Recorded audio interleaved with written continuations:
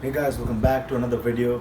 So today I'm going to be talking about something very interesting and something that is really that importance now, and that I needed to speak about this issue. So guys, if you like this video, please hit the like button and show some love to the channel, because today's topic is going to be really intense and kind of like a very disturbing topic. So let's begin. The COVID crisis in India has become out of hand right now. It's something that is unparalleled, and we've never seen something like this before. Never, as Indians, we never faced something like this before.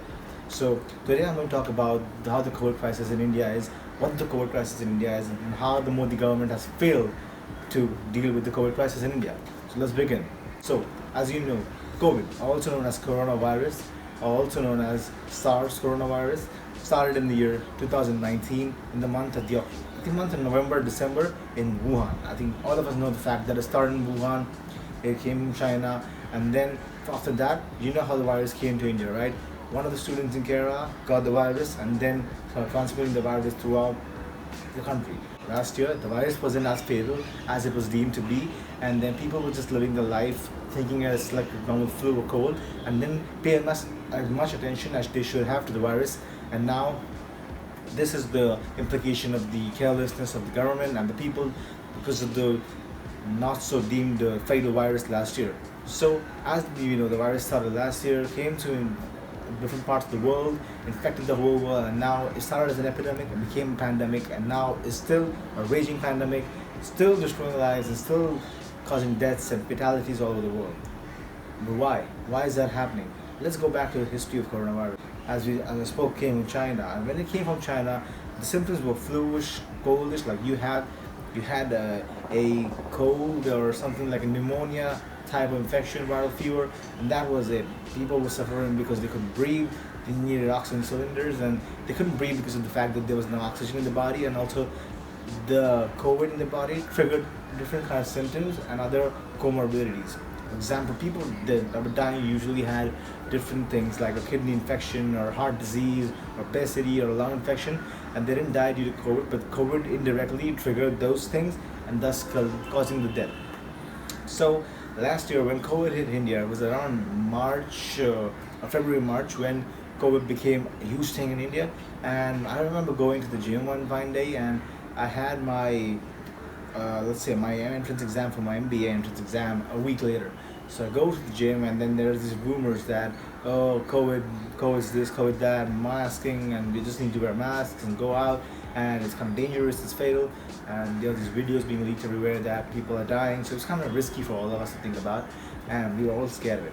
Cut to, I go to the gym, come back, write my exam, and this was like the first weirdest exam ever, because when I was in the center, people were wearing masks, and it was kind of dangerous there, and people were coughing, and once upon a time, if you coughed or sneezed, people would be like, okay, bless you, have a good day. But now, if you coughed and sneezed during that period of time, since it was like a novel virus, people were scared what's going to happen to you. Cut to, I'm at the gym, and there's these rumors, there's these world like stories that the gym's going to be shut from tomorrow. 15 days shut, lockdown. Not lockdown, but everything that's not considered essential, like this theaters, gyms, and malls, are gonna just shut down for like 15 or 2 weeks, starting tomorrow. I was like, that's not possible. That's never happened. That's never gonna happen. That's something out of a movie. And next thing I know, that does happen. As soon as I finish my gym, everyone's talking about the government issued the guidelines that gyms and malls and everything that's not considered essential is shut. That happened, and then next thing you know, the coronavirus starts raging up in the country, and there's one case, two case, three case, the four case becomes eight case, the eighth case becomes 16 case, and you know the domino effect collapses, and then it's just like a chain. People start getting infected, and this and that, and there's around like 500 or 1,000 cases, apparently that much. Next thing you know, the prime minister comes on TV and tells us that there's a curfew, a one-day curfew. We're not supposed to go out or do something like that.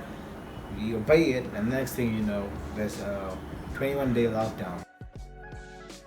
21-day lockdown. That means almost a month that you can't go out. And believe me, that those 21 days were actually the most effective lockdown, in my opinion. It was the most effective lockdown because I didn't see people go out of the house. People obeyed the fact that okay, it's fatal, it's dangerous, and they didn't go out. And that's what I liked about the first lockdown is that even though it was a lockdown, it caused the economy to die. It caused a lot of people to die because of starvation, because they couldn't feed themselves, they couldn't earn. But in hindsight, let's just take out the bad thing for a second. The good part was that people obeyed it. People listened to the fact that it was dangerous and they didn't go out as much. Basically, I didn't go out for like 2 months. I don't step down out of my house for 2 months because after that lockdown ended, immediately before the 21st day, the second 21, like another 21 days were added to the lockdown. That went on for like a year. Lockdown, no lockdown, lockdown, no lockdown. Cut to, I knew that for a fact that I spoke to a couple of doctors who were my friends, and they said that every virus has like first wave and second wave. So we just dealt with the first wave, and we were lucky that it wasn't as fatal as we thought, and because we opened everything up immediately after like a 4 or 5 month hiatus of shutting everything down. Cinemas and theaters and gyms and malls, everything opened up. Restaurants, not like dining in, was kind of dicey yet. Takeaway and everything was open. So people were back to normal. This masking became like a new normal thing that you had to go out wearing a mask. But apparently, other than that, everything was fine. And October, September, I went on a trip with my friends since everything opened back again. So we decided why not just drive all the way up to the outskirts of the city and book a villa and just chill there. So we did that. And next, obviously, while coming back, I got the virus. My friends got the virus. And apparently, one of us gave it, transmitted it to each other. And thing is, I felt weak. I felt sick. I felt I had bad flu, but I got okay in 2 days. I was lucky. I got the weakest strain of it. Then I passed it on to my mother and my grandparents. They were fine after 12 days. And we all basically thought we were all good, we got immune. And now that I thought that I've already got the virus, I'm gonna be fine. I'm Gucci, I'm good. We all went with our lives every day. We all went out, we all went this, we did that, we went for movies and theaters and restaurants and dates. Everything was fine until I left the United States of America in the month of December, and I came back after 4 months. And every time I was there, I heard things in the news like India's going through a crisis, India has a bunch of COVID cases. But I thought, okay, it's good that India is dealing with it well enough. They don't have to put another lockdown. Everything's going Gucci. Next thing I know, I come back in March, and I go to the cricket with my friends. I go out to dine with my friends, and everything's going good. All of us go to work out at the same gym, like 6 or 7 of us having a good time and doing our own thing, applying for jobs, like to move on with life. Next thing you know, there's a ton of COVID cases again. There's like a ton of COVID cases, and people are dying left and right. And apparently, India got like a new virus strain, which is like a mutation, a double mutant, and it's fatal. It's absolutely fatal. People are dying here, like left and right. Hospitals are overcapacitated. Again, this is what happened. The first wave that we thought and deemed as super fatal, which wasn't as fatal, it came back to bite us back in the second wave. The second wave is, you could say, perhaps the most dangerous. And now India is going through a COVID crisis, which has been unparalleled and never seen in the world before in the world, because back then India was number third and number fourth in the number of cases. But think about it, India has over 1 billion people.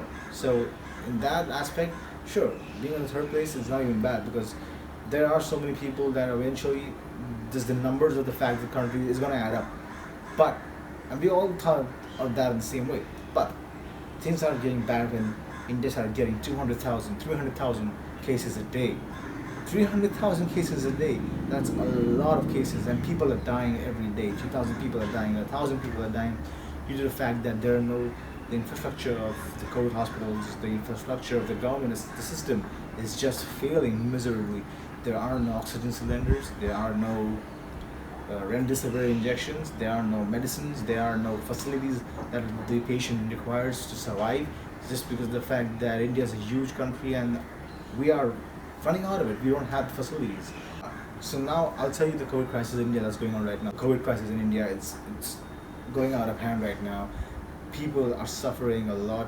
We've just got back into a lockdown again, and not essentially a lockdown like the first one that we had, but it is a lockdown in the sense that the stores are shut again, the gyms are shut again, the malls are shut, the theaters, everything that was opened up and basically we could go out and enjoy life has been put to a halt again. And people, the poor people are suffering the most, because they are the people who earn the daily wages. They can't earn anymore, so those people are in a bottleneck.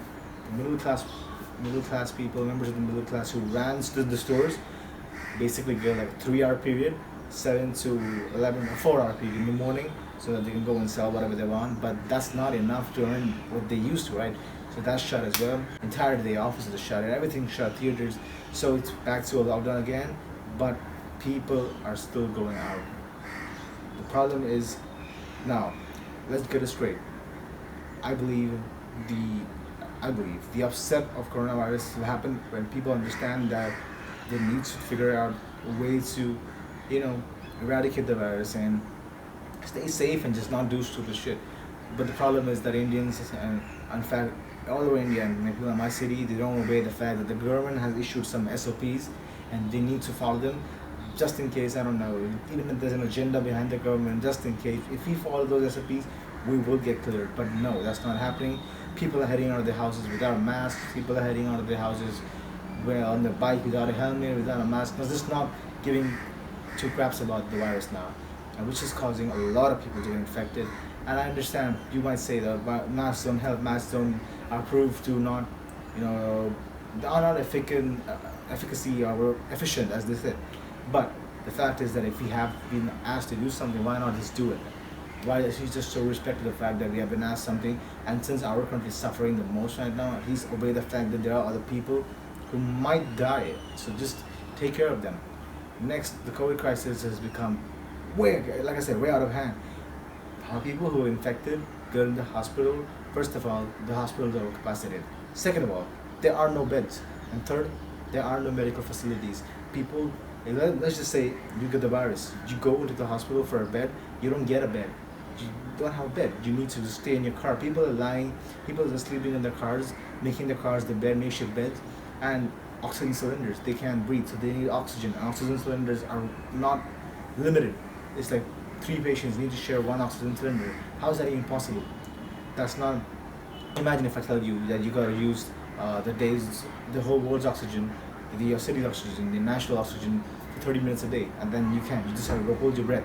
That's not possible, right? That's what's happening, and people are losing their lives. Unfortunately, a lot of people have lost their lives due to the fact that hospitals and doctors and all the frontline people who are working, they cannot facilitate them, and they're just dying left and right.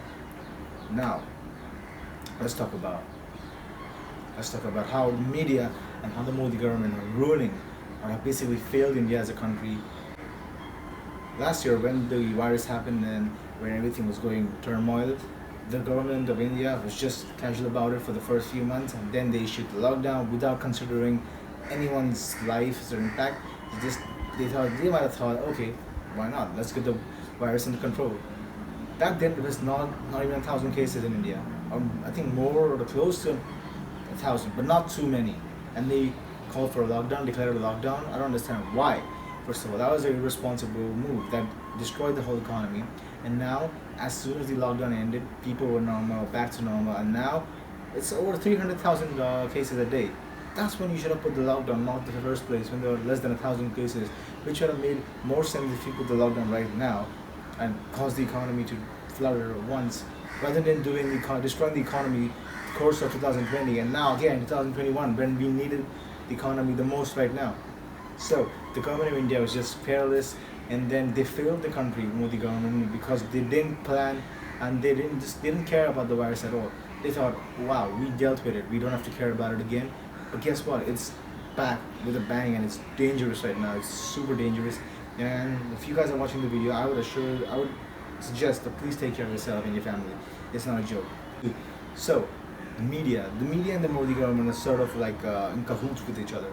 It's like, let's just say, whatever the media puts out is always censored, or it's always in favor of the Modi government, because there are media posts like I will share, like the media posts that have shared something against the Modi government, and then all of a sudden they're deleted, they're censored, they're blurred.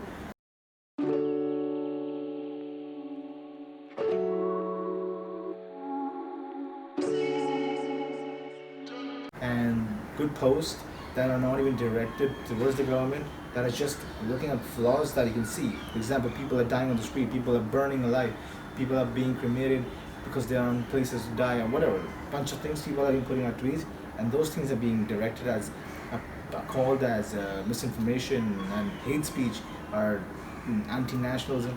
Why? That's not bad. That's not bad at all. That's actually that's actually good stuff. That's good. Actually, people are finding out flaws and people are pointing people towards the direction where the bad things are happening. And that's not against the government. And in fact, the government should look at that and help those people. But no, that thing gets deleted instantly. But that's the same thing about that. That's the thing about India. Indian media is toxic. It's bad. And if you wish to stay alive or stay in the country, do not watch that piece of shit news. Because that will destroy your mind and will screw with your head. Because that's just toxic news 24/7. Moving on, international news. International media coverage, I think, are the ones that still have some courage in them to speak the truth. Because there's an article by the Australian, pressed by, I think, the Australian government, I don't know, magazine, which said, put an article for Modi, which is great. I'm pretty brave of them.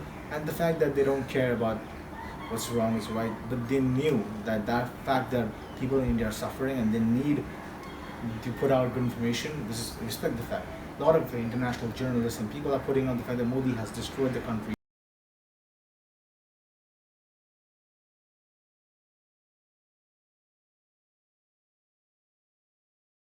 And our country is heading towards a disaster. People are dying. This is my honest opinion. Every second of my day, I hear the sound of ambulances and the hospital cars going left and right, left and right. It's sad because that's the truth. People are dying, people are being infected, people are being taken to hospitals. In conclusion, this is the coronavirus crisis in India. If you guys like the video, please make sure to hit the subscribe button. Make sure to hit the like button so that this video gets pushed out and people will see what's right and what's wrong. And please leave some suggestions for me. And thank you so much for watching the video. I hope you guys liked it. Stay safe.